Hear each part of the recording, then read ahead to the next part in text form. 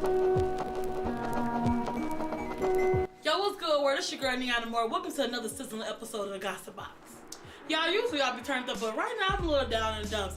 It's in the tabloids that another lady has came forward and accused Mr. Bill Cosby, one of everybody's favorite comedians, of sexual misconduct.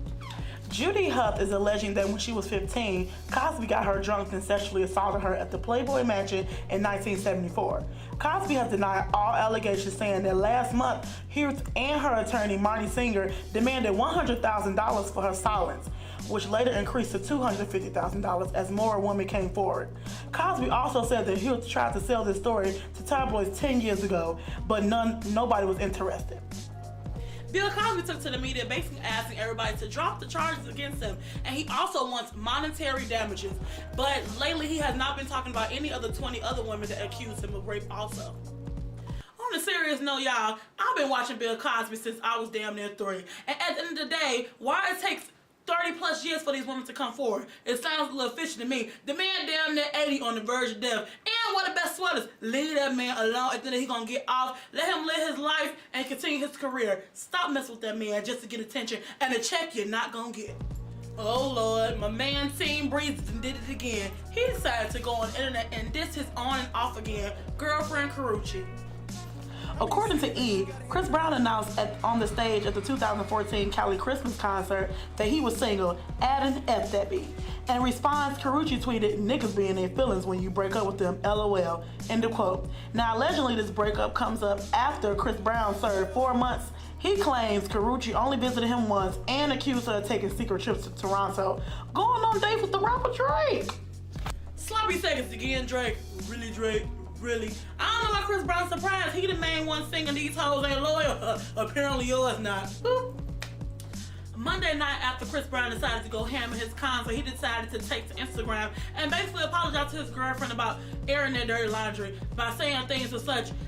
Social media is not the place to air out your dirty laundry, getting your feelings. Basically, he apologized to Karrueche, and basically his fans, y'all know I love that girl, and I want to apologize for putting her out on blast. I hope they get their stuff together because they is low-key though my favorite second couple, and you know, if they get it together now, if they do, we gonna keep you updated on the Gossip Box as always. Floyd Mayweather is now in the tabloids again, but not for his normal shenanigans though.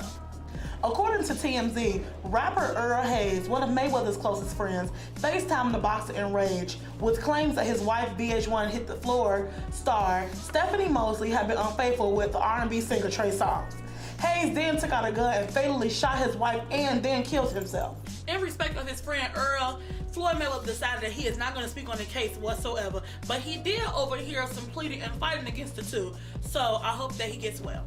Now, Chris Brown may have lost his girl, and unfortunately Floyd lost his friend, but I know what I didn't lose, you know what I'm saying? My man Meek Millie is officially home. He is free, team turn up, team MMG. After serving 6 months in the Philadelphia, Pennsylvania prison, Meek Millie is finally home. The Maybach Music group rapper began his sentence in July after violating the terms of his probation. See, Millie will have to endure community service after his release, and fans are hoping that his new album will be fire and coming out soon.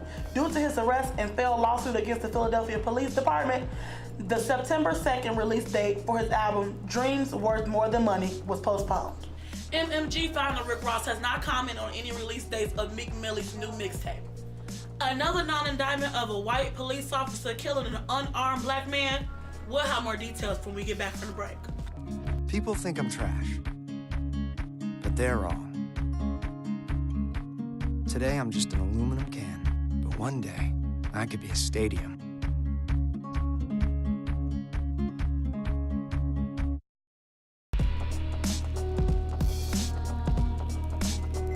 Last Wednesday, a grand jury announced no criminal charge will be brought to a white officer for choking a black man to death.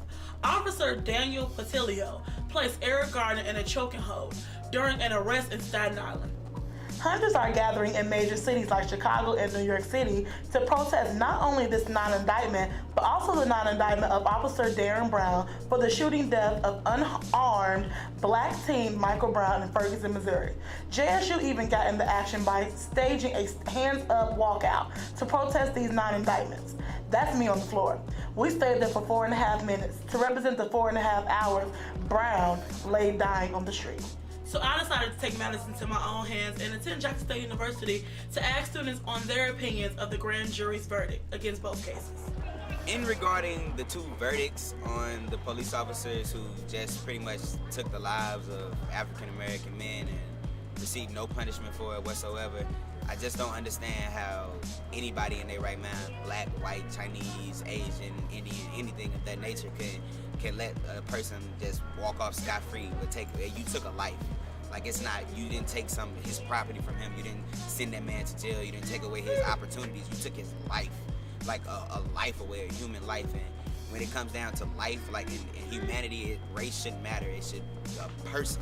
It's a person.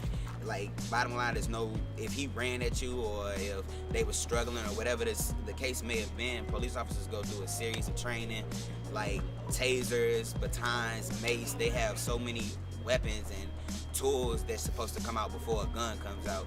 And in these cases, they just didn't go through those protocols. They just killed the man, pretty much executed these men, took them away from their families, and took them away from us. I mean, I feel like I lost a brother, like I lost somebody. I feel like I could have been Trayvon Martin, I could have been Michael Brown, I could have been any of these men who lost their lives. With that being said, it's time for the black community to stand up and come together and make change. We got to get businesses and we got to keep this money in our communities. We have to circulate this. We have to make change because nobody's going to change it for us. And if we continue to allow things like this to go on, then before we know it, the genocide of our race will be complete. Situation, it was wrong. Even though Mike Brown didn't have to, do what he had to do, I just don't feel as if the situation should have escalated that way. And I do feel as if he didn't have to shoot Mike Brown. He could have handled the situation differently. And then everyone's doing all this. We need police cameras and we need police cameras. But you have Eric Gardner, the whole thing was put on camera. And for it to be on camera and nothing to happen. And the chokehold he put him in was banned since 1993. That's 21 years ago. I'm 21 now. That's 21 years ago. So it's just like, you can sit there and put police cameras on people. What's the point? He was on police camera. Nothing happened. Both of them didn't get indicted. So it's just like, you can sit there and complain about it, but if nothing's going to get done, then nothing's going to get done. But I just don't feel like it was wrong. And then it's just like, Pantelio, the police officer who put him in a chokehold, had 2 civil lawsuits against him for abuse in 2013. It's just like, what's gonna happen from that? Nothing's done. And that's just my opinion of it. It was wrong. But it's just like, if a lot of black people are not gonna get educated enough to be in the criminal justice system, things like this will continue to happen. I mean, it's really, I really don't have no words on it. Everyone's seen and heard about what really happened. Multiple things came out about what really happened. We had eyewitnesses say this and know that, and they still didn't indict the officer. So I just feel like it was wrong. It really was. Like, they just give a sense of negativity going towards officers. Like, everyone gonna look at police officers as bad people. They gonna look at like they can get away with things. And maybe some officers might feel like they can get away with things, so they gonna probably do some more things. Especially officers of the Caucasian race, they might feel like they can do more things than this. So I just feel like overall it was a bad. I didn't like. I kind of got upset about it. It was video proof showing that the guy was saying, "I can't breathe. I can't breathe. I can't breathe. Get off me." And it was video proof that they showed they didn't use the use of force method, right? They skipped past most of the laws and they just really jumped on him. And he was saying, "I can't breathe." And normally, if you can't breathe, that means you're choking or something in that nature. And it's not gonna. If you continue to not to breathe, you're gonna die. So I mean, I didn't like that at all. I was mad about that. I really got mad at that because they just say no matter what, you can have video evidence, eyewitnesses, no matter what some officers can't get in trouble. My opinion on the verdicts that recently happened, I feel like there was a huge injustice done to our people and to our nation. But I feel like as a people, it's not our job to get upset and to loot and to raid and to cause all of this havoc and ruckus. I think at this point, it's our job to now take action, to look into our personal governments. Even though it's not happening right here in Jackson, Mississippi, that doesn't mean that we can't do in Jackson, Mississippi. So it's our job to look into our state constitution and find those laws to make sure that we're protected, to make sure that this doesn't happen, to make sure that there's not a hashtag pray for Jackson. Because, you know, at the end of the day, it's not just black lives, it's not just young lives, it's all lives that matter. And we have to take that into account right here, right now. Thank you all for tuning in on this episode of the Gossip Box. Again, I'm your host, Amor, and we're gonna take a quick break for a couple weeks because I have to go home to my city, the Windy City, the best city, Chicago, for a couple weeks. But we will be back with brand new episodes of the Gossip Box in January 2015. Again, you guys enjoy your holidays and be safe. Much love, 2 fingers.